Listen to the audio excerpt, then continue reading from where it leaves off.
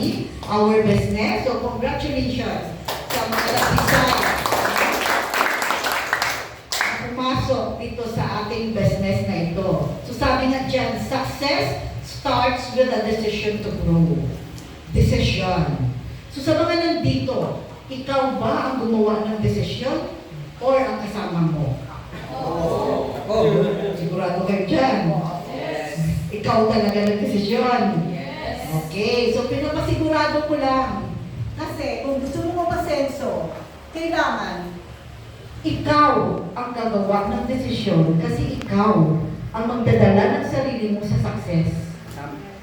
When you decide to join AGG, hindi lang yung sign ng pag-asenso.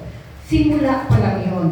Umpisa pa lang yun. Kasi, upon deciding, lalabas yung commitment. So dito natin maintindihan na ang mga downlines ninyo o ang mga taong dinala ninyo na napilitan lang mag-join sa business o yung mga sinasabing go with the flow kasi nandito na yung mga kakilala ko, kagrupo ko, sige dito na lang ako, go with the flow.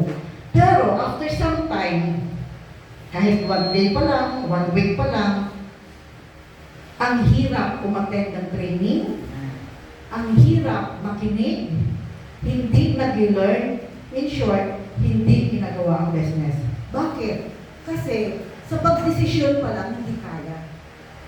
When you make a decision for yourself, lumalabas kasi yung commitment. Yung bang sinabihan ka, o sige, nag-package ka, ma'am, sir, this weekend meron tayong training. Umattend ka para maintindihan mo yung business. Next week, meron tayong event. Attend ka para mas lalo mo makilala ang negosyo natin. So kung wala kang commitment, hindi ka sisipot, magre-reklamo ka. In short, mawawala ka sa business. Pag yan, ginawa mo, nag-decide ka, nag-commit ka, kasi magigil ka sa pag-successful, right there, na nag-commit ka, magugulat ka sa sarili mo. Ang dami mong nakikitang possibilities. Yung bang makikita mo dito, ay, hindi nga siya nakagraduate ng college, pero ang laki ng kita. O siya nga, hindi marunong mag-English, kumikita ng malaki. So, nalilearn mo na yung success, hindi lang pala para sa matalino, hindi lang pala para sa magaling. Nakikita mo na dito, kahit sino pala, pwede umasenso. And doon napapasok sa sarili mo. Yung sinasabing possibilities, pwede palang mangyari sa akin yan. Less than 1 year, nagkakotse. 5 years in the business, milyonaryo na. So marami ka ng possibilities na nakikita. And that possibilities will lead you to learn more. Learning. Di ba nga nagiging curious ka? Paano yan kumita ng 1 million? 2 years pa lang sa business. O nagiging curious ka. Kaya mag-learn ka. Alamin mo anong ginagawa niya. Paano niya nakuha yung kotse na yan? So, curious ka. Alamin mo naman. Paano ginawa para makabili ng kotse? So, that's the learning na nag-occur once meron ka nakitang possibilities, once nag-commit ka sa negosyo, and once nag-decide ka sa sarili mo. And with that learning comes growth. Ang growth na yan, ibig sabihin, nandagdagan yung knowledge mo. Dati wala kang kaalam-alam about business. Ngayon, may mga sinasabi kang foreign sa mga dati mong barkada, kaya tinatawanan ka nila. Kasi nadagdagan yung kaalaman mo, at hindi lang kaalaman, nadagdagan yung skills mo, nadagdagan yung connections mo. Kasi nakikipag-interact ka na sa iba't ibang mga tao dito sa business na to. So imagine mo yung growth na yan, na ang daming dagdag sa sarili mo, hindi lang makabenefit sa negosyo, makabenefit mismo sa'yo sa iba't ibang aspect ng buhay mo. With that growth, pwede ka nang tumulong ng ibang tao. Since alam mo na mag-explain ng business, then you can help yung mga bagong members mo, tulungan mo mag-explain, turuan mo.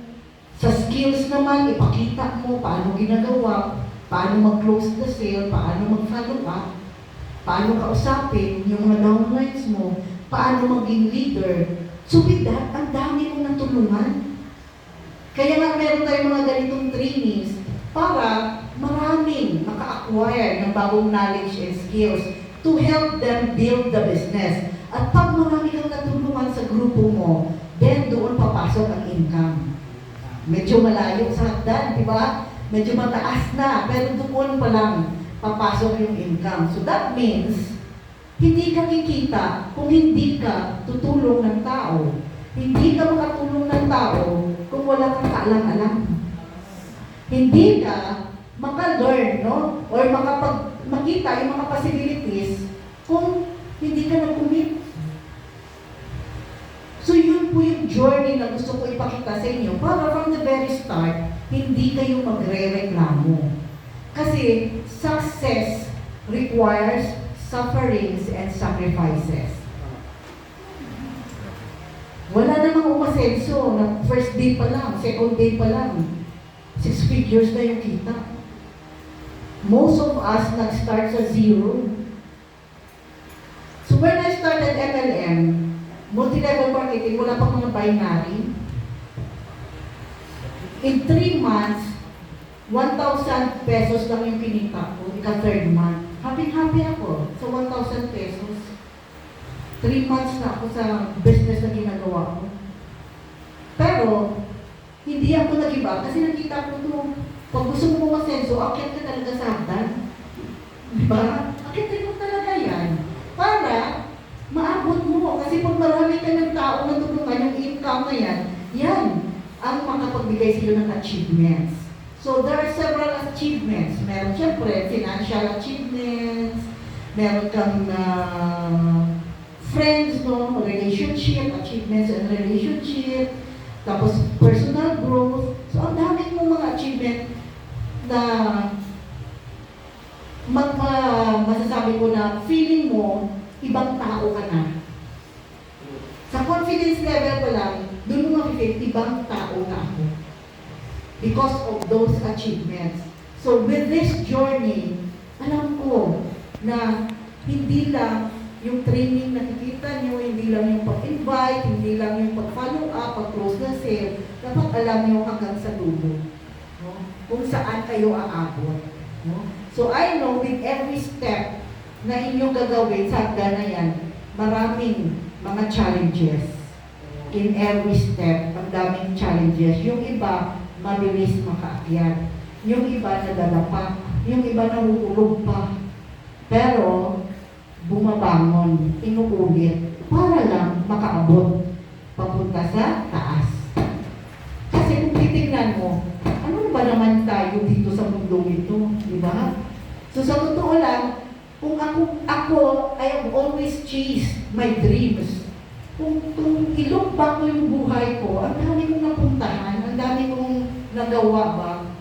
After graduating from nursing school, nag-networking ako, Forever Living Products, after na medyo bumagsak yung Forever Living Products because nag-price increase, because sa presyo ng dollars, no, na hindi na namin makaya yung quota, pumunta ako ng Amerika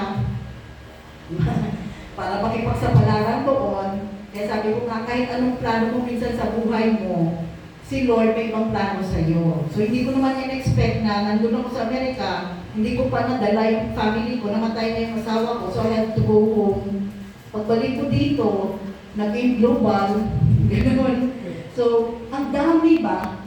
Aside from that, ang dami ko pang negosyo na ginawa pagbalik dito, na sabi ko, si Lord talaga, grabe yung china-challenge niya sa akin. Nag-open ako ng school, practical nursing school. After 6 months, hindi pa ako nakabawi ng investment ko. Pinasara ng gobyerno kasi walang practical nurse na trabaho dito sa Pilipinas. So, grabe. Grabe yung challenges talaga ni Lord. So, yung ginawa ko naman, ibang negosyo na naman. So, ibig sabihin, if you want to chase success, do not get tired. Yung nakakapagod isipin, pero kailangan bumangon ka. So, balik muli ako sa In Global. Sabi nga nila, ang dami mong inikot-ikutan na gusto mo umasenso, yung ending mo, networking, journey na to, okay, pakiclick na lang. Ayan. Yung kailangan lang natin is to create our future. When you create your future, you should do it consistently and not occasionally. Hindi yung on and off. So pag nag-decide ka mag-AGG, kailangan tuloy-tuloy. Hindi pwedeng, ay, busy ako ngayong June, opening ng classes, rest muna ako sa AGG. Hindi pwede. Bibigyan ko talaga ng oras yan kahit pagod ka na. Kasi, sabi ko nga, nung tinanong ako ng aking upline,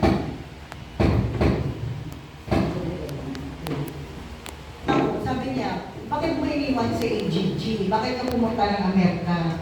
Sabi ko sa upline ko, si Francis Miguel ba yun? Nagdali Francis Miguel. Sabi ko sa kanya, kasi nakita ko yung power of multiplication. Yan ang na-learn ko sa networking. Bakit ka sumali sa AGG? Bakit ka nandito sa AGG? So I know we have several reasons. Iba't ibang rason. Kung ano man ang nakita mo sa AGG, so kanya-kanyang rason na yun. Pero, most of us, ang mga nakikita na reasons, additional income, extra income. So, hindi naman tayo plastic, lahat naman tayo naghabol ng income. Di ba? Ito naman talaga yung nahabol natin. And that's the very basic answer talaga na gusto natin kumita ng malaki. Second, time freedom. So, dito wala kang boss, walang time in, walang time out. Nakadepende sa'yo yung oras mo. The more time you spend on doing the business, the more results. So, meron akong napuntahan isang hub. They invited me, or ako na mismo yung nagpa-invite ng sarili ko sa kanila. Sabi ko, gusto ko makita yung mga activities nyo, ano yung ginagawa nyo sa inyong hub, para when I do training, may idea ba ako? Makarelate ako sa mga pinagdadaanan ng mga hubbers. Kasi for me, ang mga hubbers or being in the hub is new to me. Nung time ko kasi offline. Wala pang mga online. Kaya, nung time na meron mga hubs, nagsabi ako sa isang leader na punta ako sa hubs ninyo. Gusto kong ma-experience. So imagine, I went there 9 p.m. hanggang 4 a.m. Parang observe ko lang sila. Anong ginagawa nila? Merong iba na tutulog na sa umaga, merong iba dire-diretso na. So tinanong ko yung apply nila, sabi ko wala silang time schedule. Sabi ng apply nila, wala, depende sa kanila. Kung gusto nila magpuyat, okay lang. Kung gusto nila walang tulog, okay lang, basta kaya nila. So yun ang sabi sa akin ng leader, sabi ko, ganun. Pero sabi niya, after in the morning, meron kaming mga scheduled activities.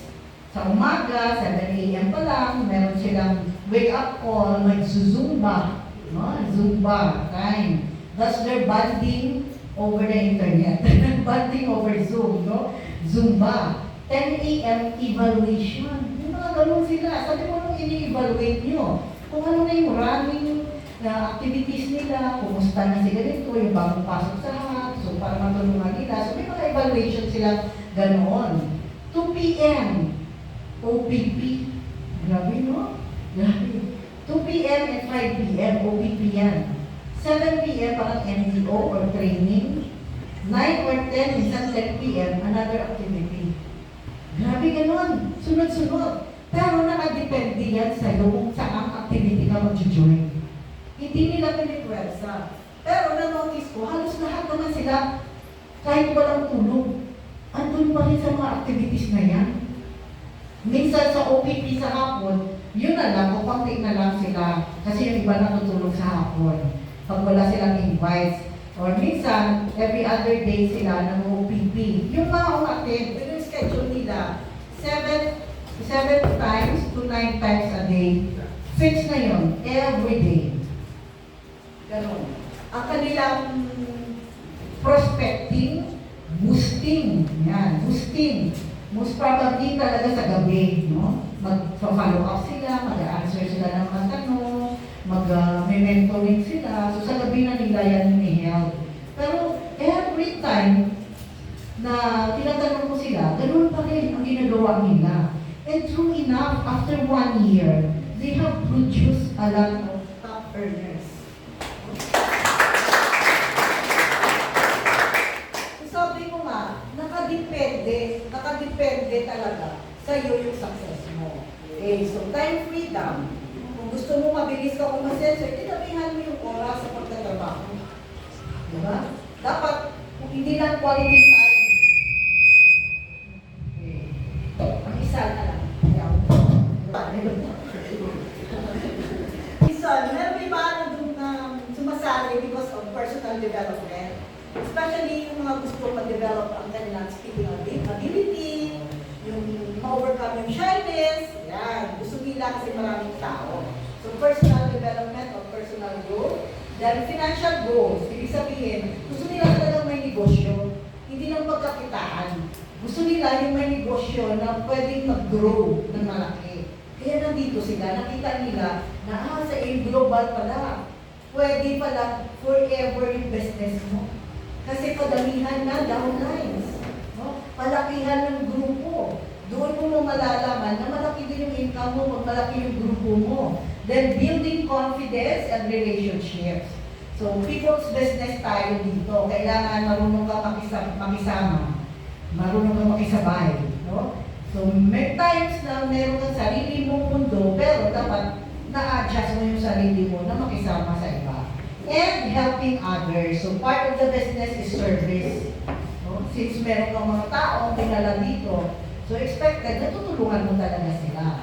So dito, sa mga purpose or 10%, nakasulubong mo lang yung no, biglang 20% na lang. Wala na. Laglag na yung shoulders mo pa uwi because of that no. Pero, kung grounded ka sa rason, sa purpose, sa reason bakit nandito ka, bali wala lang yan sa'yo. So for us, na matagal na sa business na ito, hindi na kami talaga naapektuhan ng loan. In short, pag ginagawa mo ba ng matagal na prospecting, presenting, follow-up, kahit ilang beses pa mag-no sa iyo, kahit kawain ka pa, di, okay lang. Sa'yo na yan. Wala akong pakialam kung ano ang nangyayari sa buhay mo. At least nag-present ko sa iyo ang business namin. Diba? Parang gano'n na naiisip ko.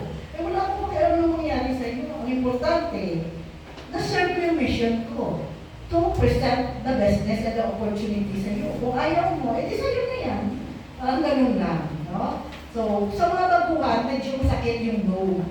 Especially pag kilala mo, yung nag-reject, di ba? Iiyak ka pa, hindi ka pa makatulog. Bakit hindi ka sumama sa akin? Di ba? Iyak ka, yung iba, ilang araw talaga, para nag-break up ba?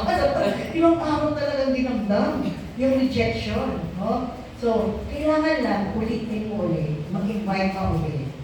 Kasi pa ulit-ulit na nire-reject ka, nagiging manhid ka na. Yan, ang gagawin natin. So, purpose is very important. Okay, next. Yan. The power of mindset. Okay. Alam mo na, reason bakit nandito ka sa business. Ano? So ngayon, ang tanong dyan, ano ang iniisip mo? Diba? Ano ang laman ng utak mo? Diba? Yun ang importante. So meron tayong sinatawag na success mindset.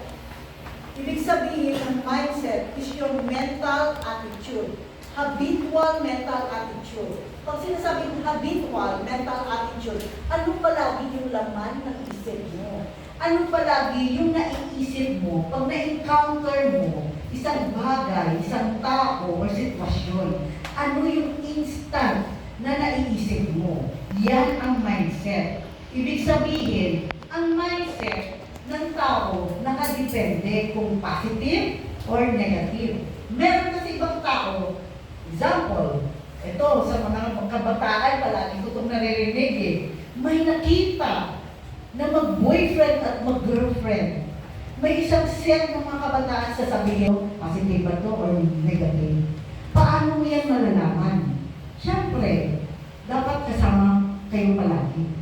Para makikita mo yung kanyang mga reactions, mga sasabihin sa mga sitwasyon, doon mo malalaman, makikilala yung downlines mo. ka na magturo para mabago yung mindset niya. So again, hindi ko sinisisi yung mga taong may negative mindset kasi nakadepende yun sa environment niya, saan siya lumaki, sa sitwasyon niya. Pero, pwedeng baguhin. Kaya nga sabi natin dito, choose the people you associate with. Kasi kung yung mga taong yan, kasama mo, puro negative, magiging ganun ka rin. Kaya nga, mas gusto ng mga uplines ninyo, punta kayo dito, kayo magkakasama, kasi pareho na kayong may positive mindset. Gusto nyo lang maabot yung mga pangarap ninyo para pareho kayo ng way of thinking. Di ba ganon? Minsan na, mga magbabarkada, hindi nagsasalita, nagtitinginan lang, nakakaintindihan. Kasi nakakaroon na sila ng same mindset. So kung negative siya, negative mindset ka rin. Kung positive siya, maging positive din yung mindset mo. So it takes a while. It takes time para mabago yung mindset. Pero constant exposure to positive people will help you improve your mindset. So kaya nga itong mangyayari. Kasi nga, ikaw at ikaw pa rin ang magdadala ng sarili mo sa success. Kaya sa utak mismo mag-uumpisa.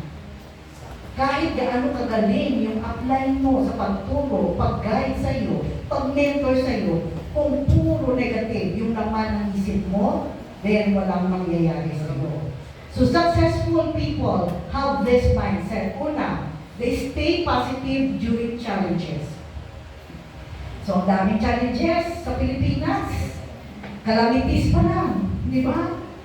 Last time din na nag-lindol sa Cebu, nandun din ako. Maraming grupo, ma'am, hindi na kami nakapag-active kasi nga, ang daming mga downline namin, nasira yung bahay, wash na, ano ng baha, gano'n. Ang daming mga negative, no? Sabi ko sa kanila, okay, merong isang leader tayo doon, si Mary Pearl Sarpamones. Yung kanyang bahay, wala na. Sa flash flood, baha, inanod, wala lahat. Laptop niya, wala na iwan talaga. Yung sarili lang niya, asawa niya, anak niya, yung bed niya takbo palabas ng bahay para mag-iwas sa flash flood.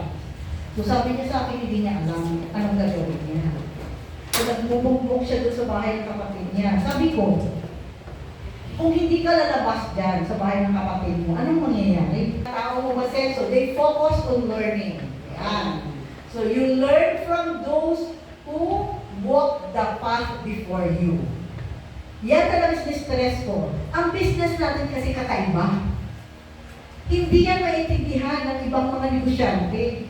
Dapat yung taong pakikinggan mo, sila yung taong ginawa ang business natin at umasenso sa business natin. Kasi maiintindihan nila yung pinagdadaanan mo. Yung ibang negosyante, hindi naman nila na-experience pa-reject kasi hindi naman sila nagre-recruit. Yung kanilang negosyo, benta-benta lang. Iba yung rejection sa selling, sa rejection ng networking. Diba? So kailangan, kung sino yung uplines mo, sino yung mga successful na mga distributors dito, doon kayo makinig, doon kayo mag-learn how to overcome challenges. So focus on learning. Dapat meron kang natutunan. So ako dati, parang hindi ganun ka-technique. Kaya mas convenient pa rin sa amin yung sulat, di ba? Mas mabagal kami mag-type sa cellphone, mas mabilis kami magsulat. So whichever is applicable sa iyo, basta focus on learning. Okay, next. Ayan. Ano ang laman ng utak ng mga taong masenso? They take responsibility for their actions. Ibig sabihin, they take accountability. Bawal yung magsisi. Sinisisi si upline, sinisisi si downline, pati yung ulan, pati yung init, sinisisi pa. Ganun tayo. Kasalanan pa kasi mainit. Kasalanan pa kasi umulan. Diba maraming ganun. Pero actually, ang may kasalanan is ikaw. It's your actions.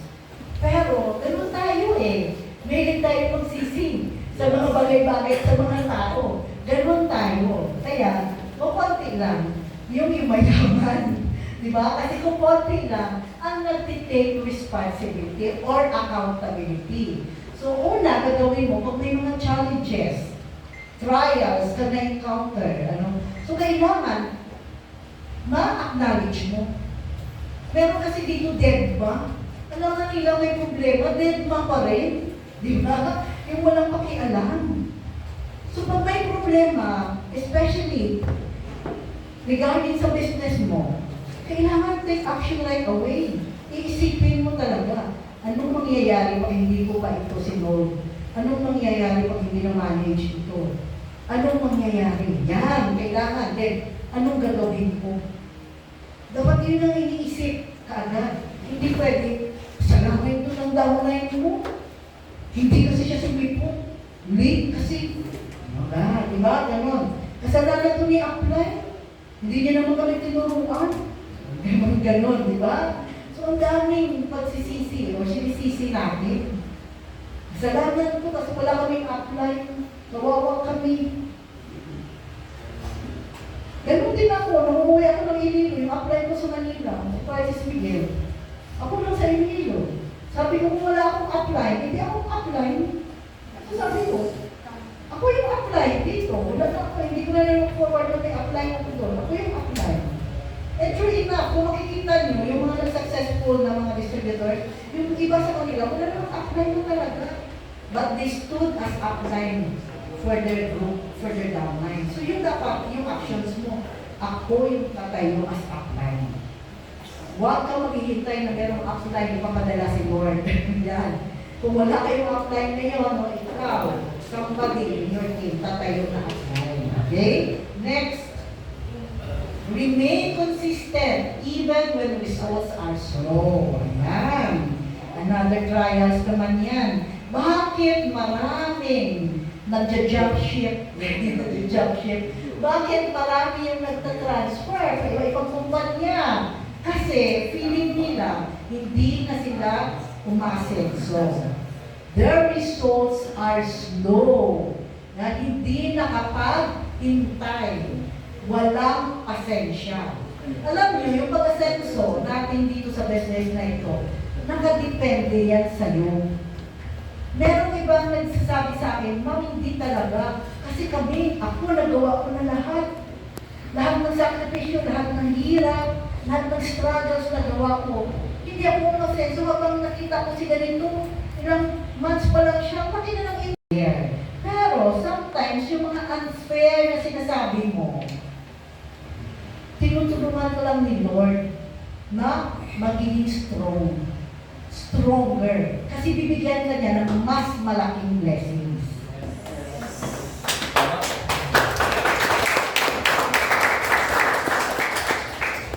See, gano'n yung buhay. So for me, nung namatay yung asawa ko, grabe, struggle. I have 3 kids. High school. Sabi ko, paano ko tumubuhayin yung mga anak ko? That's why I left. Pumunta ako ng Amerika, even if it's so hard, na iwanan mo yung anak mo. 3 anak ko, pumunta ako sa Amerika kasi economic reasons, financial reasons. High school, yung isang magka-college, pag-stop mo na sila sa college. Di ba? Struggles ng mga parents yan. So kahit gaano mahirap, ginagawa. Kaya I understand yung mga OFWs, bakit kailangan pumunta sa ibang bansa. They're sacrificing their life for their family. So naiintindihan ko yun. Pero habang sa isang ibang bansa ka, kailangan nagpaplano ka. Habang hindi pa dumating yung success, slow ang progress mo, may mga plano ka. Diba? Sasabihin mo, na hindi pa malaki yung income ko, pero I will save. Save ko ito para makabili ako ng magandang laptop, magandang cellphone. That's part of our business. Nakikita ng tao, cellphone. Yung tayo dito sa Pilipinas cellphone is part of lifestyle. Sometimes maniniwala. Nung pumunta ako sa Cagayan de Oro, maraming mga kabataan doon, hovers ni Albert Asma. Sabi niya, Ma'am, okay man, iPhone yung aming mga results, hindi kotse. Sabi niya sa akin talaga, hindi kotse yung results namin, iPhone.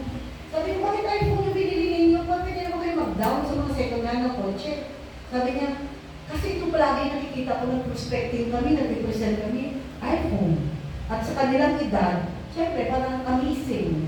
Yung bagong iPhone 17, parang amazing na gano'n. Kaya sabi ko, whatever is important in your generation, whatever is trending in your generation, if you feel yan ang results ninyo, okay, go. Sabi ko sa kanila. And true enough, sa mga kabataan, di ba? Ganun talaga, no? So, sabi they save. Tapos sabi nila, oh, after a month, bumalik ko doon, oh, ano na resulta ng mga iPhone ninyo? Nakapag-close deal kayo, nakapag-pay-in kayo. Sabi nila, yes ma'am. Yung mga ibang mga estudyante, pag naka-iPhone 17 kami, talagang amis na amis. So, nakaka-attract ng curiosity. So, sabi ko, make good use of that. Sabi ko, so, merong plan, kahit pa konti-konti, nagsiset aside. Pero with that plan, may sacrifices. Wala ng coffee-coffee. Kasi may sila sa coffee shop. Di ba? Yung mga kabataan na yun gusto magbabad sa coffee shop. Nung time namin walang coffee shop kasi. So, yan. Gusto magbabad sa coffee shop. Yan, mahal ng kape. Starbucks ang mahal. Sa ibang coffee shop ang mahal. So, ginawa nila, since slash nila yung part of the sacrifice, save. Imagine mo pag everyday, magastos ka ng 100 to 200 pesos sa coffee shop. I-multiply mo in 30 days, magkano yung masave mo? Diba? Minsan, hindi lang 200. Order ka pa ng pagkain. So, malaki na yung masisave mo. Bawas sa lifestyle. So, sabi ko sa kanila, tama naman yun. Bakit pa kayo mag-Starbucks? May event coffee tayo. Diba? Ayan. So, gamitin nyo yan para mas lalong lumaki yung business nyo. Tinuruan sila sa selling kasi siyempre, yung mga iba ngayon, ayaw magbenta. Eh, sabi ko, ako lumaki ako sa business through selling talaga. So, tumupunta ako sa mga government offices, sa mga barangay hall, sinasabihan ko si Kapitan, punungin. Ang mga, kasi pupunta ako, may present ako. Ganun yung mga naranasan ko. Nagre-rent ako ng jeep para haputin yung isang barangay, papunta sa office. Mga ganun yung naranasan ko. So, I grew up in this business, selling talaga. Yung mga products na in-introduce. Pero sa inyo, since iba yung inyong trend ngayon, then make use of the idea ninyo paano nyo ma-sell ang business concept natin. Kasi ang mga kabataan ngayon, walang patience. I know, yung sinasabi dito, remain consistent even when results are slow. Mahirap sa generation ng kabataan. Siyempre, ang mga kids ko sa edad ng 20s, ang generation na yan, pinaka-impatient. Kaya nga, based sa mga job surveys, ang mga edad na yan, kulang talaga emotions. Tao, yung business natin. Iba-iba ang personality ng kada tao. Meron pasaway talaga. Meron pasaway talaga. Yan. So, kailangan na ma-manage mo emotionally. Parang siyempre, ang sarap naman sigawan yung mga pasaway. Pero wait for the right time na makausap mo. Minsan sa mga grupo ko, hindi niya alam pasaway pala siya. Sabi ko, ay, sarap ko ba ito? Ito yung pasaway, hindi mo alam. Sabi ko, ang sarap-sarap kong batukan. Sabi ko sa kanila. Hindi niya alam. Napasaway siya until nag-usap kami. Yeah. Pero may right timing for that, no? Hindi mo rin pwedeng ipahiya yung downlines mo. So, kailangan talaga, ikaw mismo, hindi pasaway. Pag hindi ka pasaway, then si Lord, makita niya yan, bibigyan ka talaga ng right timing for success. So, ni-improve ka talaga. Personal development. Si Pearl, palagi kami nag-usap kasi I appreciated much sa leadership ni Pearl. Even if kumikita siya ng 5 million, 6 million a month, na-appreciate ko siya kasi punta siya sa akin sa office sa Cebu. Sabi niya, mag-brainstorming tayo. Eh, pag sa level niya na ganyan, no? Gusto niya pa magpa-mentor. Brainstorming tayo. Anong gagawin namin? Mag-open kami sa Zamboanga. Ang mga, buong Muslims, ang hirap turuan. Basta gusto lang nila, ayan, 1 million, may pera. Ganun sa, pero hindi nakikinig. May mga ganun siya na sa akin. Brainstorming. So sabi ko, this lady deserves success. Kasi very humble siya ba na magtanong?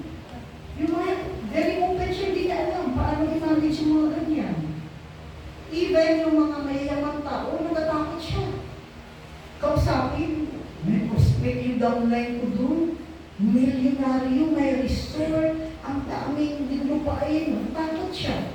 So sabi, I mean, with that status, sabi ko, you're earning 5 million or 6 million a month, may ganyan pa siyang mga fear. So that means, tao lang talaga, na may ganyan pa rin. And I'm really amazed sa kanya, na-appreciate ko siya.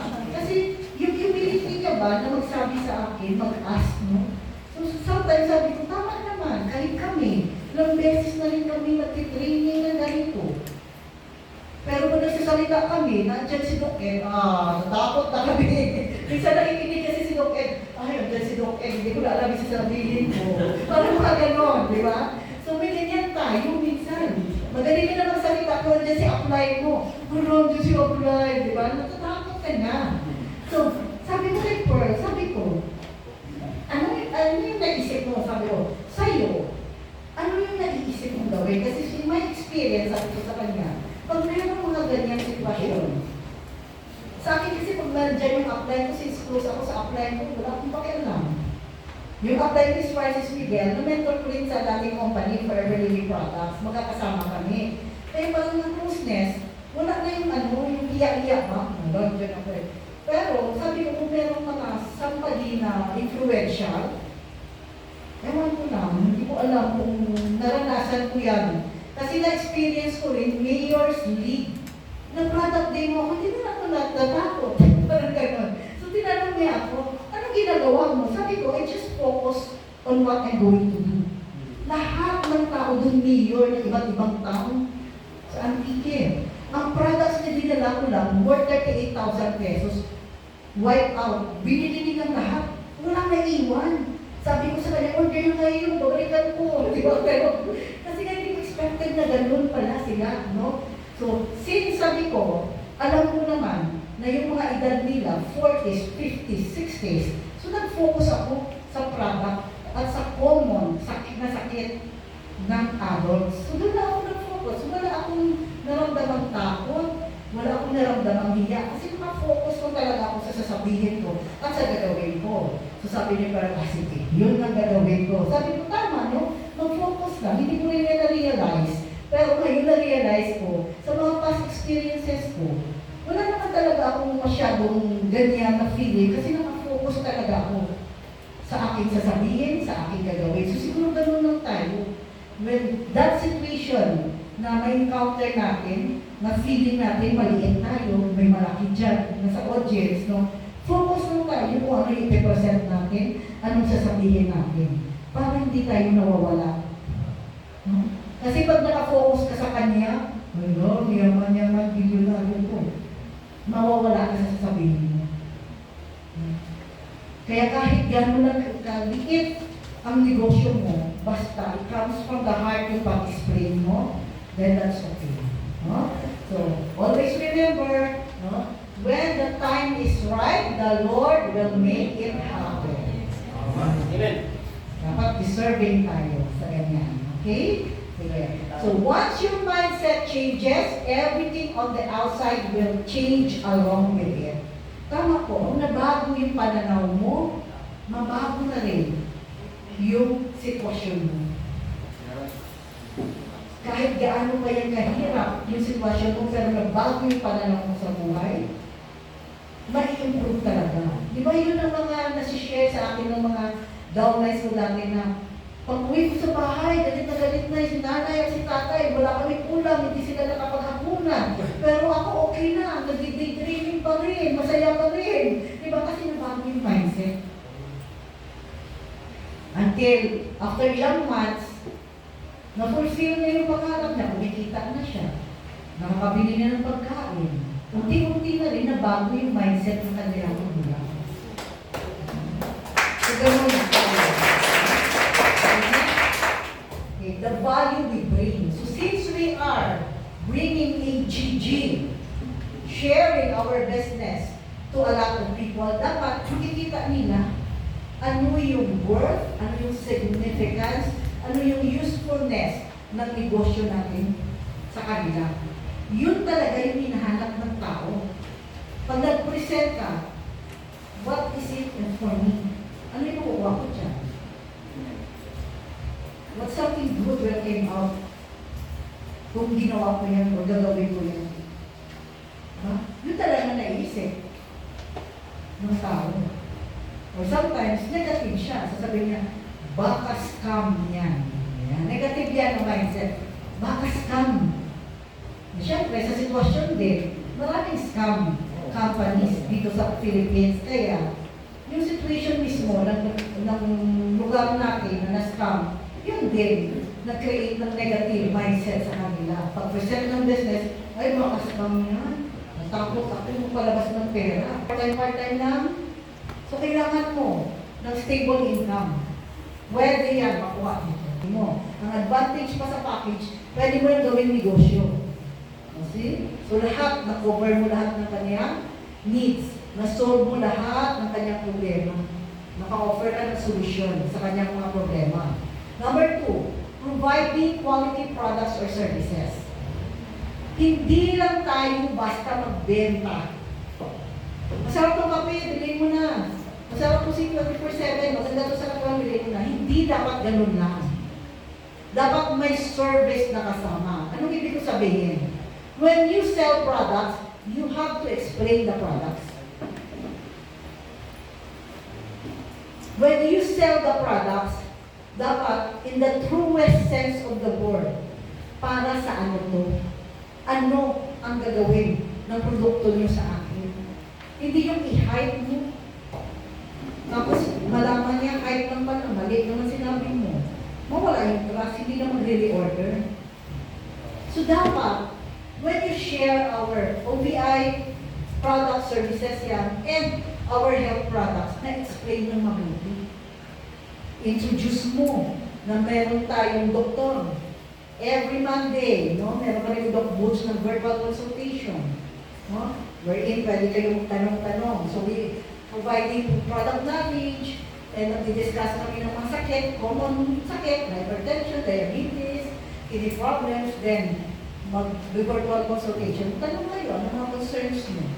So, every Monday yan, sa ating official FB page, no, every 4 p.m. kami nag-umpisa ni Doc Butch, no, sa virtual consultation para mas makatulong sa marami. And syempre, ang mga tao niyan na gusto talaga yung products natin, they will be your lifetime customers.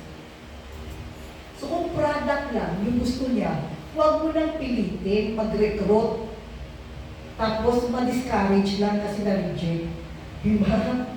Huwag mo nang pilitin mag-attend ng training kasi nga gusto niya gumamit ng products. Diba? Kailangan mo rin makita yung sitwasyon niya.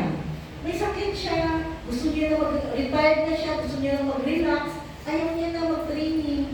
So let it be. Pero along the way, na nag-explain ka ng products, baka maging curious siya later o sa ginagawa mo. So that's the time na yayain mo siya na, sige, sama-sama sa office, tingnan mo. Pero yung ikaw, yung magpupumilit sa kanya, huwag mo na. Okay? So kailangan mayroong right timing. Kailangan kasi minsan, nababasa nyo yung mga taong nakakausap ninyo, na bibentahan ninyo. Pag sinasabi kong nababasa, nakikita nyo ba yung need nila? Nakikita nyo yung sitwasyon nila? Hindi lang basta offer na kahit ano, na hindi naman tugma sa kanyang gusto o sa kanyang need. So yun, importante din yun. Next, number 3, building trust and relationship. Yan. Importante yun sa business natin. So people stay not because of the products or not because of the income. Totoo yan. Merong iba dito, walang kita. Maliit yung kita, pero nandito pa rin sa negosyo natin. Bakit sila nandito pa rin? Yung income nila maliit lang. Because of trust and relationship. Na-enjoy niya yung company ng iba't ibang mga distributors, ng kanyang kagrupo, ng kanyang downlines, ng kanyang uplines, na-enjoy siya. And she feels or he feels they belong. Kaya they stay. So nandiyan yung trust and relationship. Whenever may mga challenges sa buhay niya, may tao siyang masasabihan. Kaya nandito siya. Kasi they consider the business, not only business, but as their extended family. So importante yan. So bakit nawawala yung mga downlines? Number 1, strained relationship. hindi naging maganda yung relationship. No? Strained. Kaya, nawala. Parang mag-boyfriend, mag-girlfriend, mag-start sa tampuhan, hanggang nag-away, hindi na-solve, naghiwalay, di ba? Ganon yung negosyo natin. Kailangan, kung may mga strained relationship, ma-solve. Huwag hayaang lumaki. Kasi we are building relationship. We are building trust. Pag ayaw talaga, hindi wala ka na magawa. Diba? Pero habang pwedeng i-save, gawin na, i-save na kaagad. Diba? So kaya meron tayong mga trainings, may bonding activities, para mas lalo maging close sa isa't isa. So pag nasa isang family, nasa isang pamilya ka, syempre, there are set of rules and regulations. Hindi naman pwede na sa bahay ka, tapos, ngayon nangyayari yan, alam ko. May mga kabataan na umuwi sa bahay nila when they feel na gusto nilang umuwi. Ang ibig sabihin, wala nang oras. Diba, kahit anong oras gusto nilang umuwi sila. So, strained ang family relationship pag ganyan. So, dapat, as parents, mga applies dito, there will be a set of rules and regulations. Para kung nasa hub kayo, merong rules and regulations to maintain order and peace. So dapat gano'n, kasi pag na-strain yung relationship, mahirap kaya mag-reveal. Mawala sila. So maghanap ka naman ng bago. Ika-training mo na naman, alalagaan mo naman para mag-grow. So it takes time. So habang nandyan sila, you have to set the right and proper regulations. Masusundin nila. And dapat tayo din nakasama sa pamilyang ito, nagfa-follow ng rules and regulations. They feel safe, they feel secure in our business. So paano mangyayari yan? Yung mga sinasabing positive experiences. Number one, you need to create results. Okay? Sabihin nyo, results. Results. Okay. Ang business natin, negosyo, kailangan may income. Hindi pwede ginagawa mo yung AGJ. Okay ka lang, walang income. Diba kailangan may results? You need to create results first in order for people to trust you, to believe in you. So kailangan mo talaga ipakita, may resulta ka. Pag meron kang resulta, may income ka, hindi na masyadong malaki, pero can sustain you sa daily needs mo, then it's good. It's a positive experience. So let that be the start na may income ka, then let it grow. Ang tao nabubuhay. Ibig sabihin nabubuhay. Pag sinasabi natin, we live a life. We do not just exist. Ang income mo sa global, ganun din. Dapat may buhay, nag-grow. Hindi yung nag-i-exist lang, ganyan pa rin. Wala pa ng improvement. Ganun pa rin. Hindi pwedeng ganun. It's not a positive experience. So you have to work hard para palakihin yung income. Your results will speak for you later on. Pag nag-invite ka, pa rin, tingnan mo, may kotse na ko. Kahit hindi ka mag-explain ng business, makita yung improvement. Nung nag-income ako ng malaki din yung sasakyan yung binili ko. Ford F-150. Sabi ng mga downlines ko, diba? Apply! Laki-laki na sasakyan mo. Kaya mo magdalhin yan? Sabi ko, binili ko itong F-150 so that everybody will see my car. Sobrang laki. Sabi na, diba? They will see my results. Makikita agad. So pag meron ako na-invite, sabi ko sa mga kilala ko, pag meron kayo nakita ditong pinakamalaking sasakyan, akin yan. Ganun ang mga mayabang na, di ba? Akin yan, pinakamalaking sasakyan.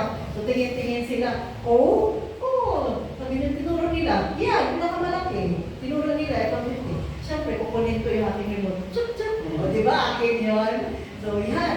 So, your results will speak for you. Totoo yan. Tapos, nung binili ko yung F-150, gusto ko mag-attract attention. Di ba gano'n naman tayo? Para hindi lang ako yung nagmamayabang. Nakikita ko kasi yung mga downlines ko, grupo ko, pinagyayabang nila. Yung sasakyan malaki. Di ba? Pinagyayabang nila. Yan, ako kotse na apply ko. Alam mo yung ginawa ko? Bumili ako ng eyelash ng sasakyan. Kita ba kayo dyan? Yung F-150 ko, merong eyelash na malaki. Para pag nagda-drive ako, lahat na natingin, grabe ng kotse, may eyelash. O yan, dinagyan ko ng eyelash. Yung aking sasakyan. So that simply means, ang may-ari babae. O, di ba? Astig. So yan. Kaya pag umiikot sa city, palaging sinasabi ng mga downlines ko, pag meron kayong nakita F-150 na may eyelash, apply mo yan. Gumagano'n sila. Yan. Sabi ko sa kanila, if you have the results, make it loud. Make it loud. So that everybody will see it, everybody will hear it. So yun ang ginawa ko. Noong una, medyo natatawa din ako. Nung nakita ko, nalagay ko yung eyelash sa taas ng ilaw. Nalagay na, sabi ko, ano, wala nakapatawa. Sabi ko, pero sabi ko, okay lang yan. Sabi ko kasi, sa sarili ko, dineclare ko yan eh. When I hit $500,000 naman, kasi nagti-300,000 na ako eh, dineclare ko talaga, I will make my results loud and louder. Kaya, naghanap talaga ako, nag-brainstorming ako sa sarili ko, ano ba yung gagawin ko na results? And that time, yung pinaka-common kaya ko lang nang gawin is to buy a car. Hindi ko pa naman kaya magtayo ng mansion. Mas malaking pera pag mansion. Sasakyan lang talaga yung kaya ko. Sa $500,000 na monthly income. So grabe yung isip ko. Ano ba yung gagawin ko? Sabi ko, kotse. Naghanap ako sa internet. Mag-gift ulit. And ako naman talaga, mahilig ako sa malalaking cars. Hindi ako mahilig sa sports cars. So SUVs, tinignan ko. So nakita ko, Ford F-150. Siya yung pinakamalaki sa kanyang style. So yun talaga. So pumunta kami sa Ford, dinala ko yung mga leaders ko, upo doon, test drive. Pag test drive, sabi ko, ito na. Pag dumadaan yung F-150 sa highway, nafe-feel ko na mas mataas ako sa lahat na sasakyan. Sabi ko, ito na talaga. Tama talaga yung napilit ko. Pag nakaupo ka dyan, may mga kotse na sabi mo, sabi ko, ako talaga pinakamataas, pinakamalaki. So yun talaga. So nung napili ko na yung kotse, bago ko mag-reveal, nag-isip na naman ako, ayaw kong palitan yung paint, ayaw kong parang, so naisip ko yun. Pumunta ako sa mga car accessories, hanggang kinausap ko na yung may-ari ng car accessories na yung store. Sabi niya, ma'am, kung okay na sa'yo, may introduce ako. Ayun, yun ang introduce sa akin, yung eyelash ba? Eyelash. Yan. So, kinubit talaga. So, kaya, tama ang talaga yung sabi ko, I will make my results loud and louder. Kasi hindi lang siya malaki. Nilagyan ko pa siya ng eyelash. Yan. So, may siya na nangyari doon sa akin. So, meron tayong tinatawag na learning curve. Because everybody started as a beginner. Lahat nag-umpisa as a beginner. So sabi nga dito sa learning curve theory, theory talaga ito, ibig sabihin, may scientific basis, may psychological basis, yung learning curve na ito. So they propose that a learner's efficiency in a task improves over time the more the learner performs the task. Ibig sabihin, pag baguhan ka, you heard the OPP, you heard the product demo, narinig mo yung mga trainings, ulit-ulit, paulit-ulit pakinggan mo. Kami, that time, yung ginagawa namin, may mga tape recorder pa kami. Tapos yung mga tape recorder na yan, piniplay ko pa yan sa sasakyan, habang nagdadrive, nakikinig pa. Para maintindihan, para mag-learn. Pero over time, nawala na yun. Pero sabi ko, iba pa rin yung time namin. Kasi dami kong na-learn. Talaga, because ginagawa namin yung tape recorder na method na yan. Kasi gusto namin mag-learn kaagad. Yung tipo ba, especially ako, pupunta pa ako ng Manila, gagastos pa ako. Pamasahe sa aeroplano, maghanap pa ng matutuluyan sa Manila, mag-attend ng training. 2 to 3 days mag-attend ng training. So kailangan worth it sa akin, kaya may baon akong tape recorder. Binigala ako ng tape recorder. Nire-record ko talaga lahat ng sinasabi, walang masasayang. Lahat, pati pag-ubo. Recorded talaga. Para pag-uwi ko, pakinggan ko ulit, nakukuha ko yung message niya. At hindi na yung message, the way na ibagsak niya yung trade sa mga successful, mga negosyante, kasi gusto niya ma-learn ang mga skills na yun. So tayo dapat ganun yung attitude natin. We have to learn paulit-ulit. Di ba? Yung OPP, kung titingnan mo, mahaba. Pero bakit kaya mo na ngayon i-explain mo lang guide? Kasi paulit-ulit mo pinipresent. Dati nag-present ang NDO, nahirapan ako, ba kaya? Hindi ko yan na-memorize. Pero paulit-ulit. Kasi that time na nati-training kami, wala ko naman itong mga PowerPoint. So, kailangan talaga mag-memorize mo yung mga topics. Sabi ko nga ba, pero totoo, paulit na ginagawa mo, na ma-master mo. So, dito sa atin, we have the 5 fingers. 5 fingers are the basic skills of a networker. Kailangan ma-master natin yung 5 fingers na yan. Alam nyo? Alam mo ba yung 5 fingers, sir? Alam mo? Ay, hindi niya pa alam. So, sino nakakaalam? Okay, sir. Ano yung 5 fingers? Prospect, inviting, presentation, closing, follow-up. Ayan. Okay, no? So, prospecting, no? Prospecting.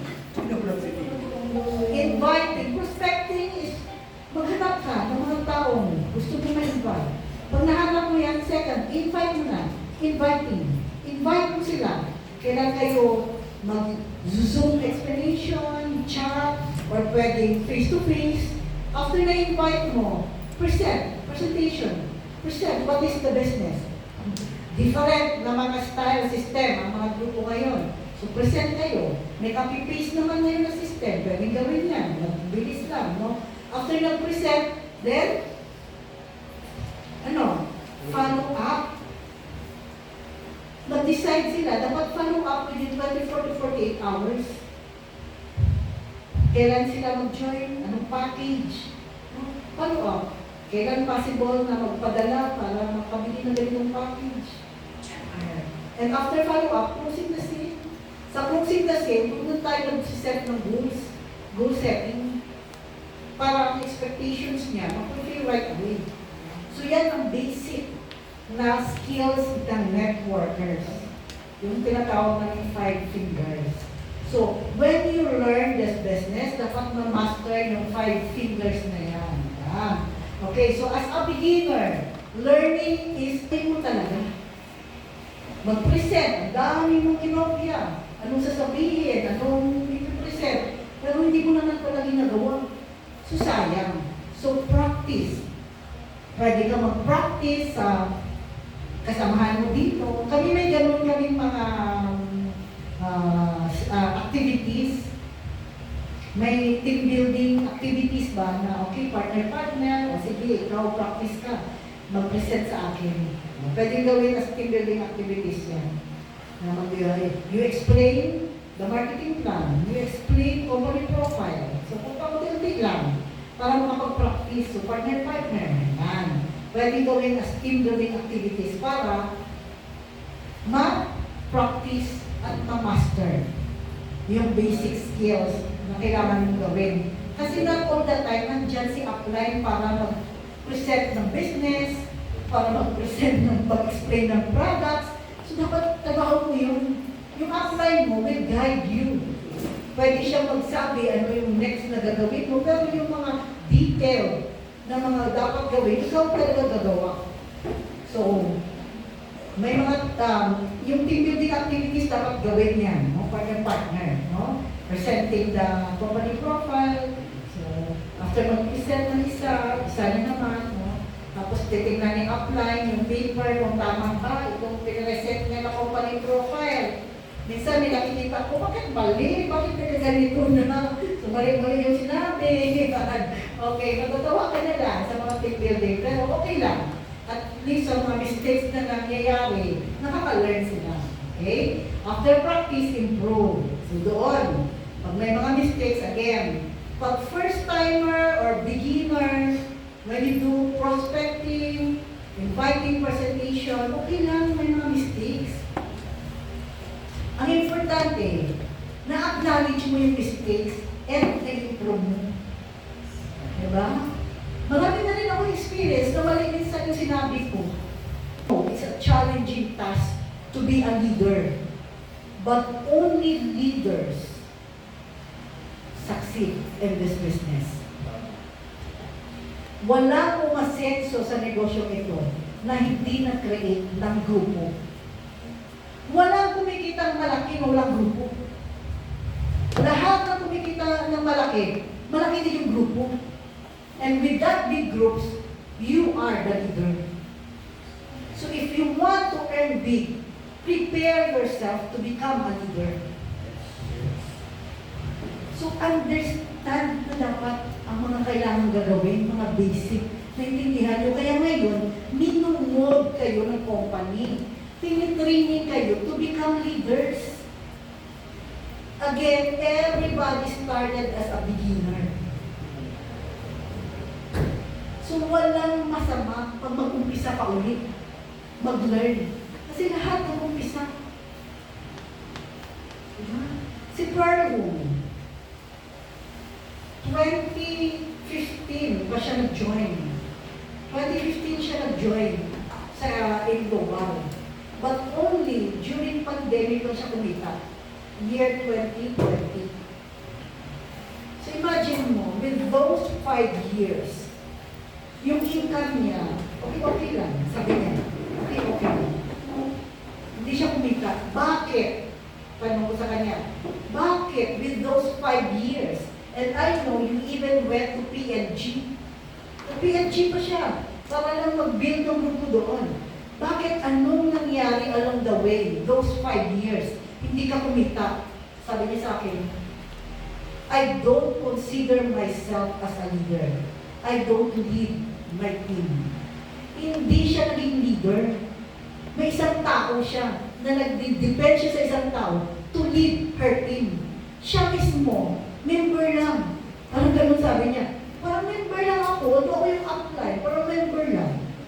Pero nung pandemic, yung iba siguro alam yung history nila, nung pandemic, nag-break sila ng boyfriend niya. Yung boyfriend na yun ang nag-lead. So nag-break sila, wala nang leader. Siya nag-step up as a leader.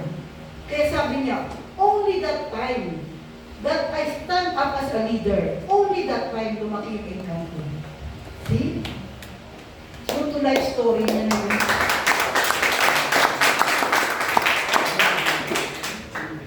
So it took her 5 years to realize, 5 years na waste niya to realize na kailangan pala siya yung mag-lead sa grupo niya.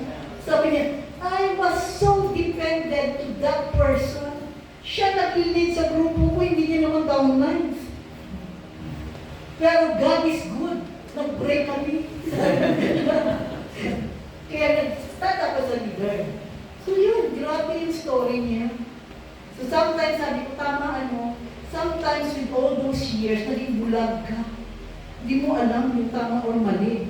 Pero, God has His own way to show you the right path. So, dapat nandito, yun ang tama sa kanya. Nag-hold on lang siya. Nag-stay lang siya. Andyan lang siya. Until nakita niya ang tamang way.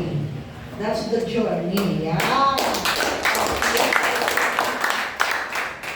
So, nobody started at the top. Walang nag-umpisa na malaki na agad yung kita. No? Progress build one step at a time. So huwag madaliin ang success.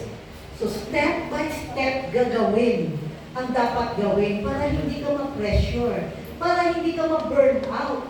There are several distributors na burn out kami apply. Ma'am, ma-burn out na talaga kami. Bakit? Minamadali niyo yung success. Progress is built one step at a time. Relax lang. Relax. Every day ginagawa, consistently, ang business. Relax. Masaya lang. Huwag madaliin. Once you put pressures sa sarili ninyo, then doon ka na mag-burn out. Doon ka ma-discourage. Doon ka na maka-experience ng pain. Bakit? You expect too much sa ginagawa mo. So dapat, sumayin mo, progress is built one step at a time. Enjoy the process. Diba sabi? Enjoy the process. Okay, next tayo. After learning the compound effect. When we say compound effect, this is the strategy of acquiring big rewards from your actions, small actions. Compound effect. Parang yan, yung puno na yan. Di ba may story? Munggo versus mangga. Pag ikaw, farmer, anong gusto mong itanim? May isang farmer na sabi, gusto ko magtanim ng munggo. Kasi after 1 month, pwede na akong makaharvest. No? Kasi andyan na, yung seeds ng munggo. May isang farmer na sabi, gusto kong mangga. Pag nagtanim ako ng mangga, sa seeds, it will take months. It will take years lumaki. Pero once lumaki, yung mangga, after 3 years, after 4 years, pag namunga yan, sandabakmak naman yung bunga na makuha ko. And what's good about that? Hindi ko na kailangan magtanim ulit. Kasi, after certain months, mamumunga agad. So yung mangga kasi usually, like kami, I am from Iloilo, Guimaras, Iloilo. Ang daming mangga sa lugar namin. Sa lugar namin, yung mangga, 3 times in a year na mamunga. So depende sa lugar kasi yan. May mga lugar na once a year lang, may mga lugar na twice a year. Pero dun sa amin, sa lugar namin, Iloilo and Guimaras, 3 times a year na mamunga. Siguro depende sa soil.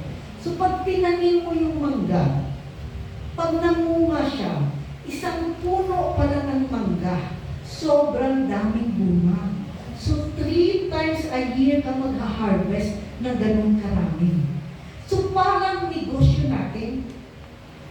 When you plant the seeds dito sa AGG, it takes time. Sa unang buwan, 2 buwan, walang resulta.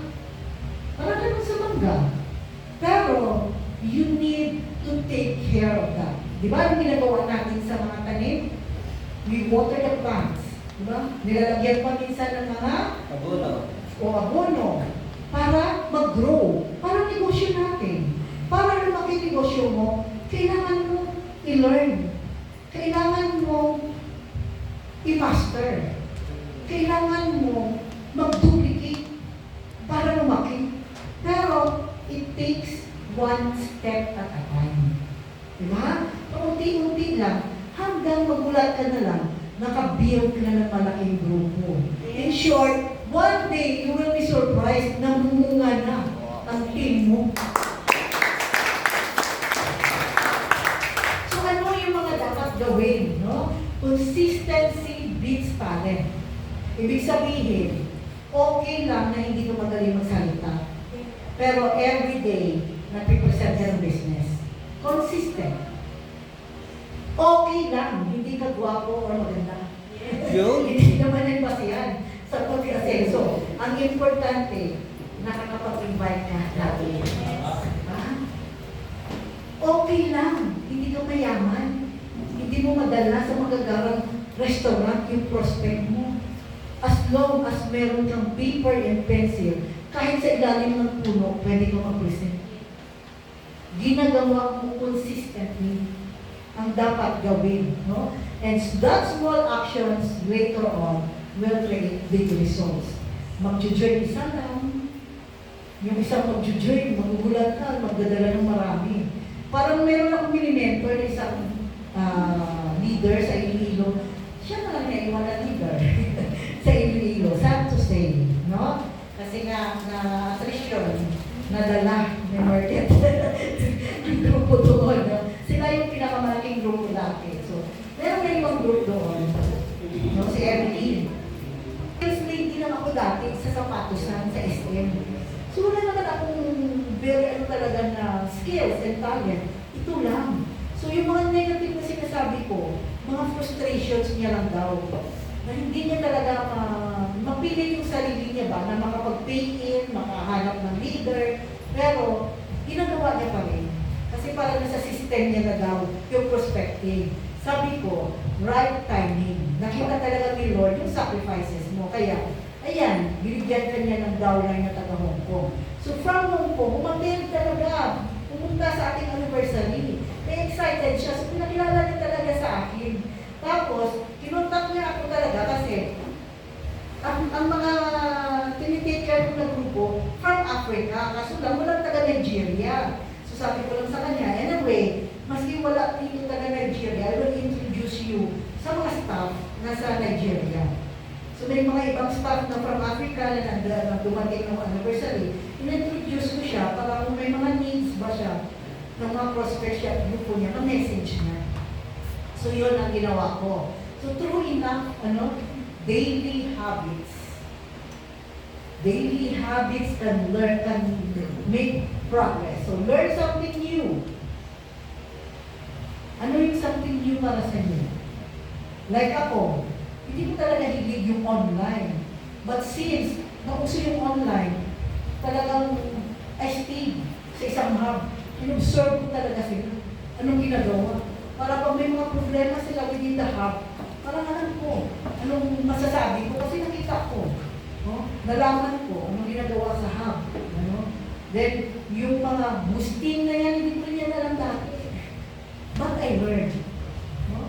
Magastos lang. Okay, yun lang. Pero, ano siya, makasave ng time. Makasave ng time.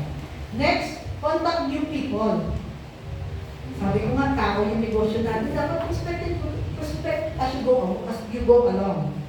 Yung mga advice na apply ko na hindi ko makalimutan, diba, siya sa inyo, sabi niya, pag lumabas ka, meron ka nakatutabing tao, 3 meters away sa'yo, tingnan mo muna kung huminga. Pag huminga, buhay yan.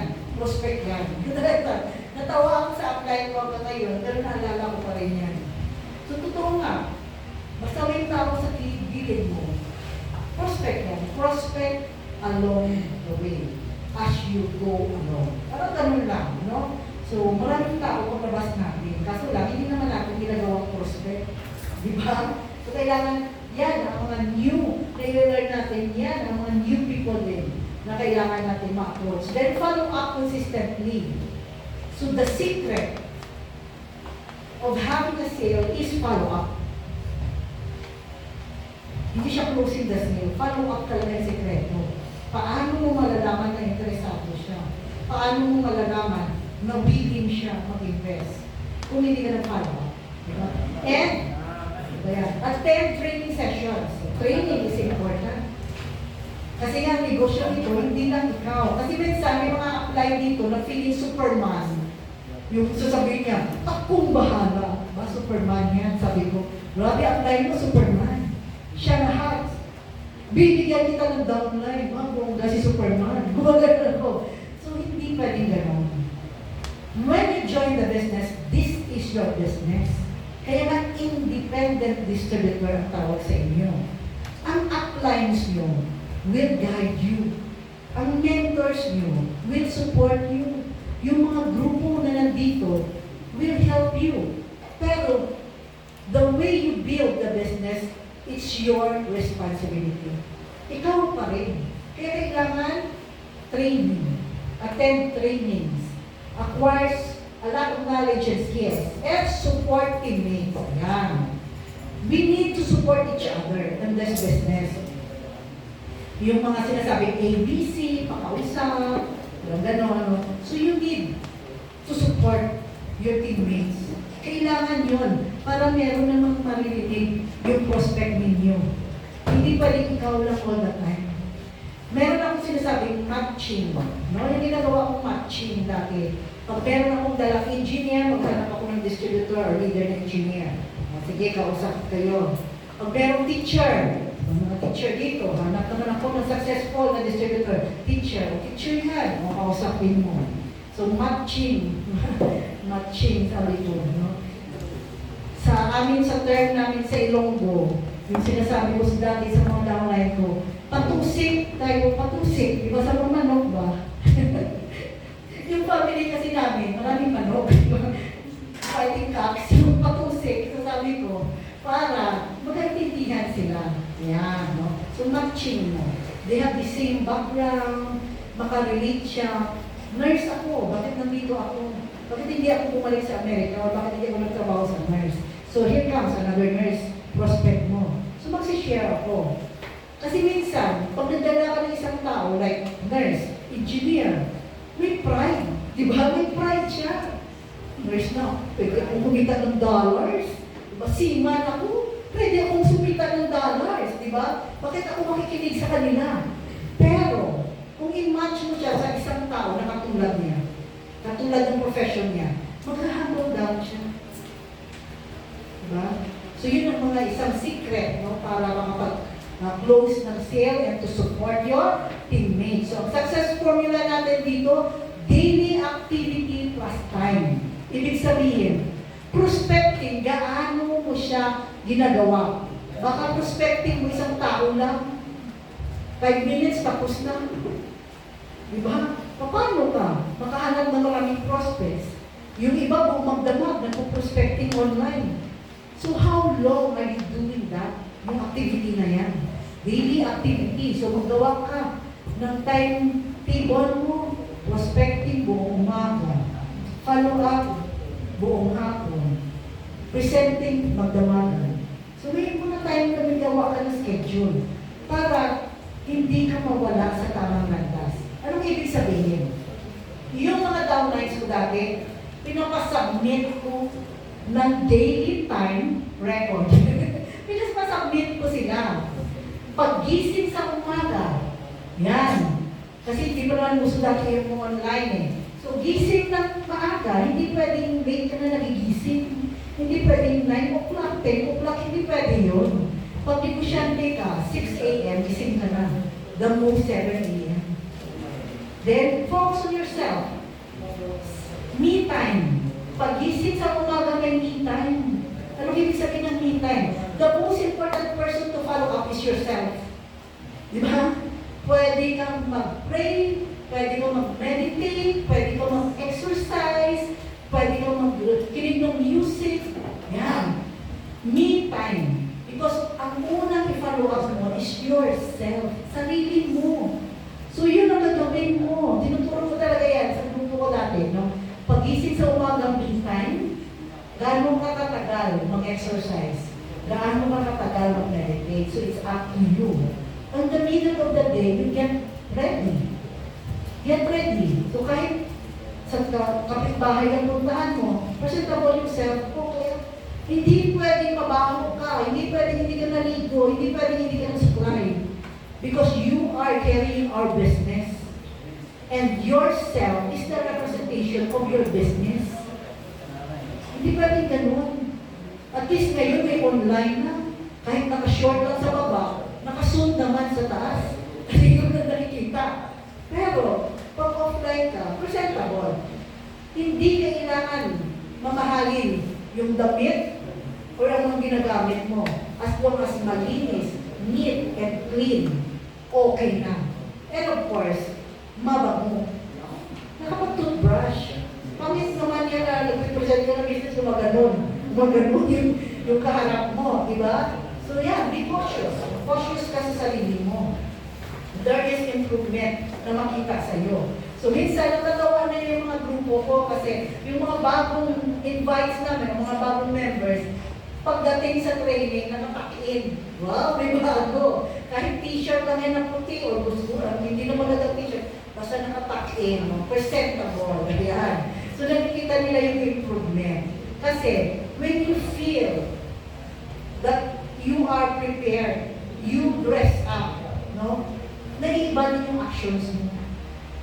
Kesa naka-shorts lang, naka-sandal lang, iba-iba yung naging dating mo pag ganyan. So, kailangan, you feel fresh, you feel prepared. Yan, no? So, daily time. Tapos sa hapon, anong mga activities nyo? Ilan yung meet-ups nyo? Sa gabi, anong gagawin mo? So, pinapasubmit ko sila ng daily time record. So, ang aking schedule dati, every Monday, team meeting namin. So, nagsasubmit na sila sa akin ng time record nila. So, Tuesday, they have their own time. It's up to you. Kung ano gagawin mo sa Tuesday. It's maybe family time, it may be business, Wednesday training or sensory day, tawag ko. Dapat nasa office tayo. Kasi ako yung magte-training. Leaders training. Thursday, attend kayo sa gabi o sa hapon. Product training. Pero, the rest of the day, sa umaga hanggang hapon, dapat nagagawa niyo yung 5 fingers. Friday, Saturday, take advantage of the weekend. Dapat may schedule kayo ng big events. Big events, pwedeng 5 tao, home party. Pwedeng 20 katao, small session sa office. Make advantage. Saturday, big events. So sa office, may regular schedule, hapon day. Or out of town day. Sunday, depende sa inyo. Out of town, usually kasi Sunday sa amin close yung office. So pwedeng family bonding ka or pwedeng spend mo sa business. Take advantage of the weekend. So yun ang mga tinuturo ko sa kanila, walang nasasayang na oras. Bakit ko sila pinapasubmit ng time record? Para nakafocus sila sa business. Kasi kung walang time record, naku, ayun na, nagigaming na sa computer, wala na, buong araw na, nag-games na lang. Diba? Ganun yung nangyayari. So, kailangan yung time record na yun, namomonitor. Pinamomonitor ko sa mga next upline nila, yung mga ginagawa nila. So, importante. No? And the time record will instill discipline. Ang hirap kaya mag-disiplina.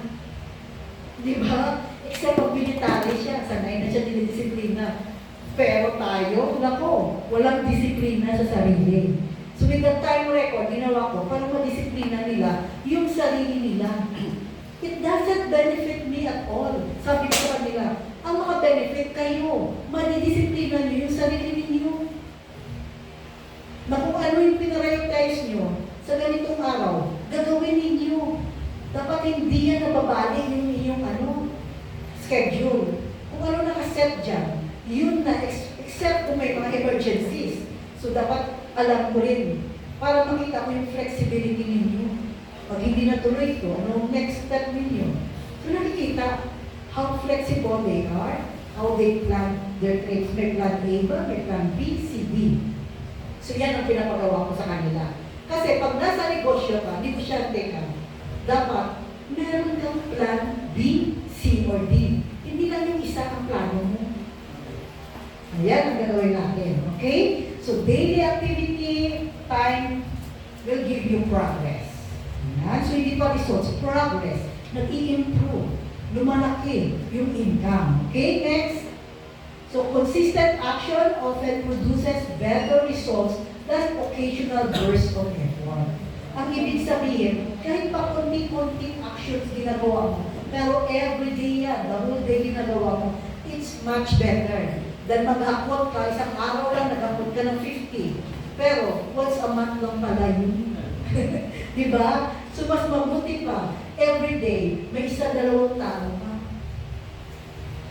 Kasi na-improve yung sarili mo, mas malaki yung chance na makakuha ka ng quality people. Kaysa mag-upload ka ng isang maramihan, 50 na tao, pero once a month mo lang ginagawa. Yan ang ibig sabihin. Okay, next. Building relationships. So sabi ko pa kanina, our business is people's business. People matters most. That means yung downline mo is the most important person sa negosyo mo. Importante ang downline sa business mo. Kasi kung walang downlines, wala income.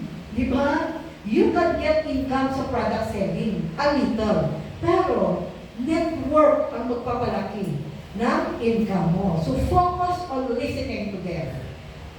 Get to know, di ba? Pakilala ka ng sarili mo. So dapat meron din mga ganung activities, getting to know. Yung tawag dyan sa aking activity dati, digging diamonds. Digging diamonds. Yung hukayin mo, ano yung strengths ng downline mo, makikita mo rin may weaknesses, pero magagawa mo lang yan pag nag-sharing kayo. No? Sa bonding nyo, sharing. No? So focus on listening. Ano yung mga pinagdaanan niya, anong background niya, sino yung mga taong nakakasama niya sa bahay, anong ginagawa niya, anong trabaho niya. So importante, so that you will know how to support your downline. So that you will know how to manage your downline. Pag alam mo yung ginagawa niya, or background niya, in short, pag kilala mo na siya, doon muna makapagbigay ng assistance. Next, understanding the needs. Yan. Ano yung need niya? Anong kulang? Hindi siya aware sa online, then turuan. Di ba? Kulang siya sa gadgets, then make use of the cell phones. No? So, kailangan, nakikita mo ano yung mga needs. No? Ano yung kulang sa kanya, and then challenge. I-challenge mo siya sa mga needs niya. Kailangan i-workout natin ganito para makabili ka ng laptop. Mga ganon ako.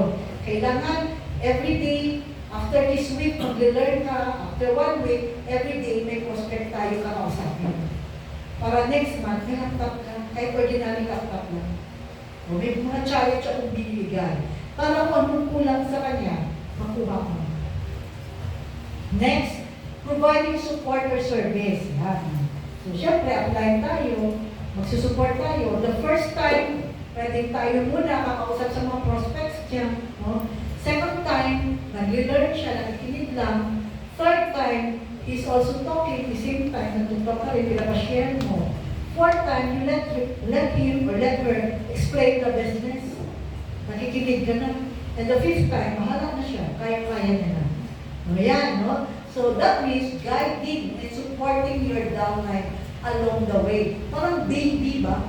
Na sa unang paglakad-lakad as an upline with integrity.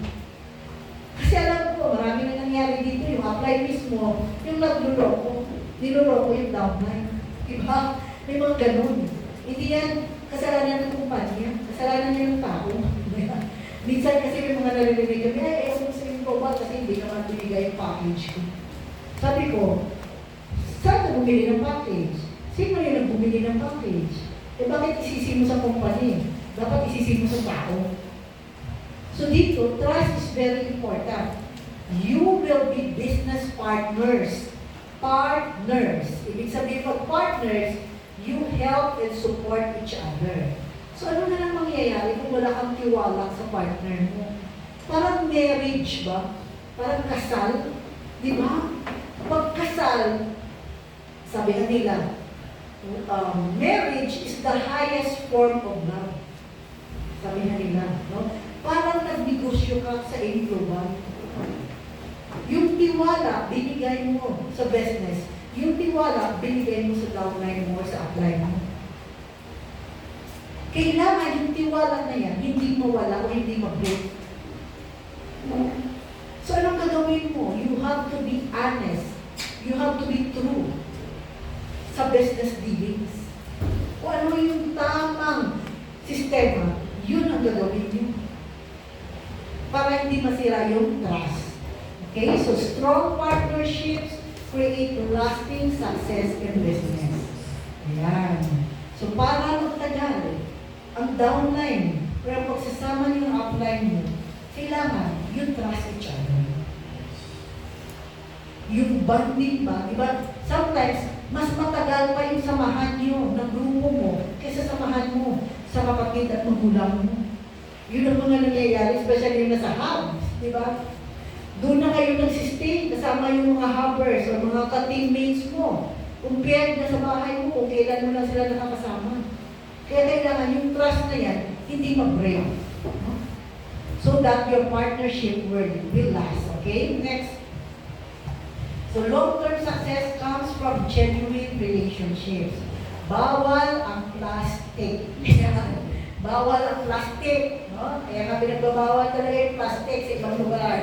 Yan, no? Bawal, no? Sa business natin, no? Para mag-last. Okay, next tayo na topic, marami na tayo. Personal development. So, ito na, medyo mabigat itong personal development. Kasi ito yung mga skills na kailangan nyo ma-acquire. Communication skills. Alam nyo, mahirap talaga sa lahat na napakinggan kong testimony ng mga distributors. Ito yung pinaka-number 1 na sinasabi nilang pinaka-mahirap na skills. Communication skills, speaking skills. No? Kasi hindi naman lahat nasanay magsalita. Okay lang yung mga teachers, sanay. Pero, paano mo lang? Nasa ano ka? Nasa isang trabaho na walang kausap palagi. Di ba challenge sa'yo yung pagsasalita? Pero in this business, do not struggle with communication skills. At kailangan lang dito, meron kang kausap. Just focus on presenting the business, the products. Pag meron kang nakausap palagi, as in daily, nag-present ka ng business natin, doon mo na i-improve yung communication skills mo. And later on, magugulat ka na lang. Kaya mo magsalita sa harap. Magugulat ka na lang, ikaw na nag-volunteer. Dati, iya-iya ka pa. Tapos ayan, number 1, ka na nag-volunteer palagi. Kasi na-practice mo, nasanay mo ang sarili mo. So it will start with communication skills kasi nga, kailangan natin mag-present ng negosyo at products natin. Second, leadership skills. Yan. Diba sabi ko kanina, you need to be a leader in order to earn big. Just like Pearl Home. Kailangan mag-acquire mo mga different leadership skills. Number 1 talaga, being honest. Huwag manloko ng downlines. Number 2, set examples. Leadership by examples. Remember, our business is copy business. Hindi lang script ang kinokopya ng downlines mo. Pati ikaw, kinokopya din minsan ng mga downlines. Kaya kailangan, cautious ka sa mga ginagawa mo. Kasi pwede kopyahin ng downlines mo ang mga bad habits mo. And when that happens, sino yung magsasuffer? Grupo mo, network mo. And the end, ikaw pa rin ang magsasuffer. So kailangan, you set good examples. Yan. So hindi naman tayo siguro dito mga bata na. No? Most of us adults na. Meron ba dito below 18 years old? Wala na. So, most of us adults na. And by that age, alam ko, marami ka na na-learn. Marunong ka na may identify ng good and bad. So, dapat yun ang naiisip mo. Because our business is not only for 1 month.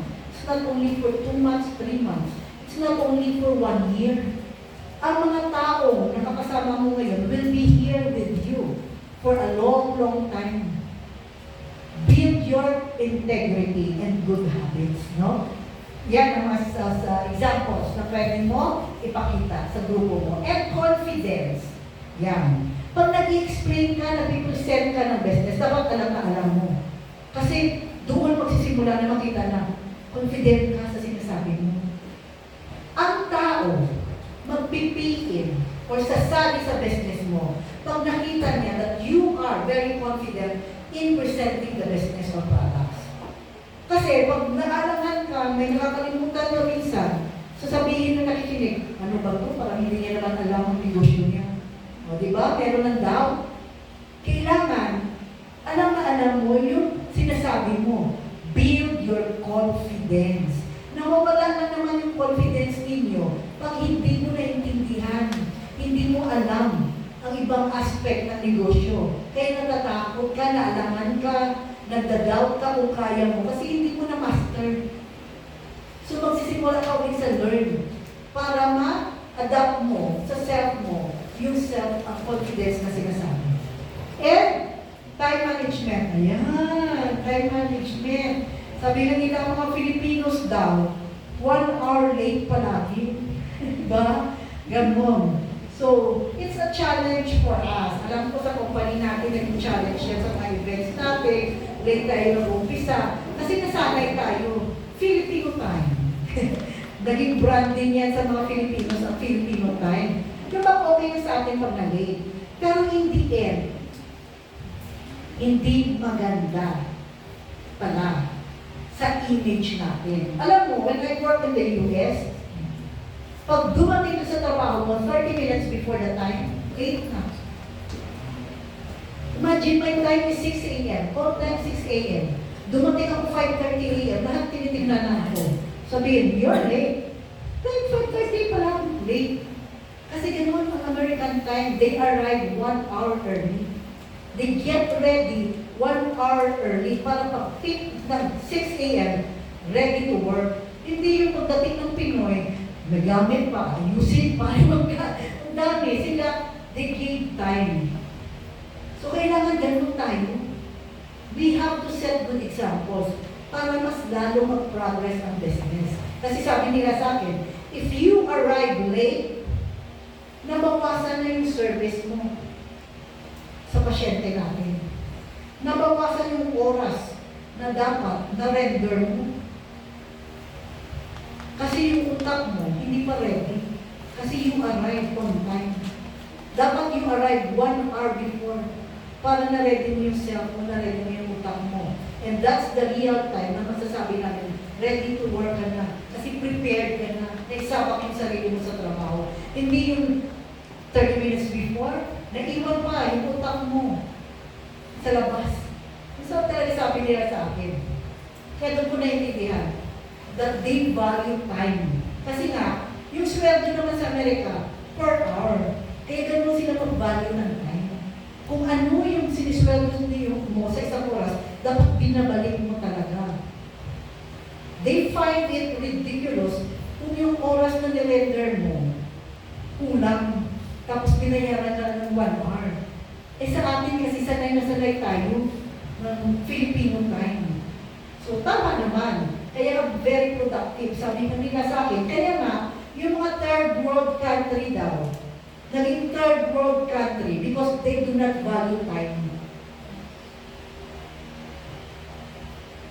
Eh marami naman talaga sa atin sa Pinas, kung titingnan mo, banjing-banjing lang, walang hindi seryoso sa oras.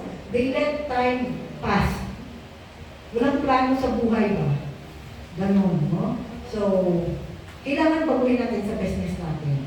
Kasi, isa sa mga bagay na hindi na pwedeng ibalik ang oras. Diba? So, kailangan i-value natin, especially for young people. Kailangan sa edad nyo, may experience nyo na kumita ng malaki. For you to feel fulfilled in life. So, I am saying to you now, in experience ko, at the age of 26 and 27 years old, I am earning 6 figures a month. 300,000, 400,000, 500,000 pesos a month. 26 years old, 27 years old. Lahat ng gusto kong gawin, lahat ng gusto kong bilhin, kaya ko at that time. Hindi pa naman ganun kamahal ang presyo that time. I have traveled part of Asia. Pati India, napuntahan ko. Nag-regret ako sa pinuntahan ko doon, ang puro baho. Sabi ko, grabe, no? But, ang mga experiences na yon, I grow. Travel is one thing that makes you smarter and wiser. Totoo yan. I even experienced traveling alone. Kasi sabi nila, you need to conquer your fear. Kailangan may isang bagay ka na gagawin na you think mahirap para sa'yo pero gawin mo. So I traveled alone. Experience ko yun. Pero, I became wiser. Before ako umalis, grabing preparations, grabing research, anong gagawin, baka hindi ka maloko, anong mga nangyayari sa ganyang lugar, pagdating sa isang lugar, sa hotel, ang daming tanong. Kasi nga, naging aware ako, kasi ako lang mag-isa. Kailangan lahat ng mga gagawin ko dito. Meron nagsasabi sa akin na ganyan-ganyan, para hindi ako pawala or maloko. So it makes you wiser. The next time mag-travel alone ka, alam mo na hindi ka na natatakot. So ganoon din sa business natin. Kailangan dito sa business natin, ready ka. Ready ka na maging leader. Ipakita mo sa kanila na kaya mo. Kasi, tingnan mo yung mga ibang downlines na nagta-transfer groups, nauso mo yan. Sakit sa ulo yan ng management. 6 months, inactive. 7 months, andun na sa ibang grupo. Alam mo, masakit sa ulo. I have spent a lot of weeks kasi inassign natin yan sa akin. Yung mga ibang mga distributors na gusto mo transfer. Ako, Diyos ko, sabi ko, bakit ka pa magta-transfer? Number 1, rason nila. Hindi naman leader ang apply ko. Hindi leader yung apply ko. Kahit sabihin mo pa na ako yung mag-lead, and since siya yung apply, nakaka-insulto, kukuha mo siya ng income, binabaliwala niya kami. Di ba? Mga ganun yung mga sinasabi sa akin. So, kailangan lang talaga spend time with your team. Pag sinabi ganito kung oras yung training, ipakita mo na andyan ka. Kasi babalik din yan sa'yo. Sabi ko nga, life is full of karma. Kung ano ginagawa mo, anong sinasabi mo, babalik at babalik sa'yo. Yung boomerang ba na sinasabi nila. So, kailangan, kung ano yung tama, yun na ang gagawin mo. Para walang maging problema sa team ninyo.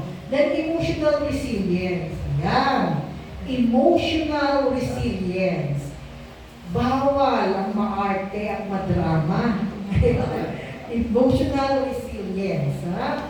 So, mahirap kaya pag may isang member ka, isang sa grupo ninyo, isang ka-teammate ninyo, yung maarte at madrama.